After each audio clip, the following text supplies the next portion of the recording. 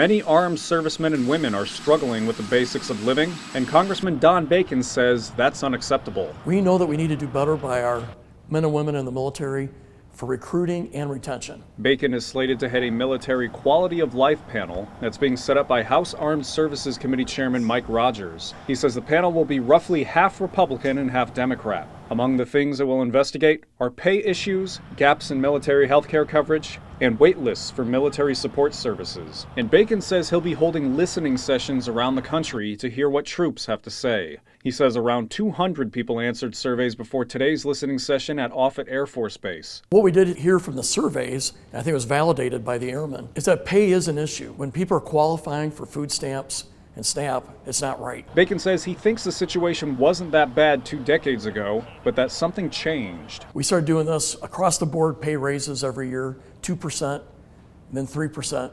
1% the next year. And he says over time, the pay disparity between junior and senior enlisted grows. To add to that problem, troops say they're having trouble with housing. Over the last decade, housing's been cut 5%. But inflation's gone up. So this has undermined the quality of the housing because the housing allowances are being reduced. And folks having to wait 2 months to get access to the health care they want is also a concern. Bacon says starting in June, the panel will investigate and come up with recommendations for the Armed Services Committee. He says they hope to have those recommendations for next year's National Defense Authorization Act to get funding for possible solutions. Reporting for Fox 42, I'm Joe Harris.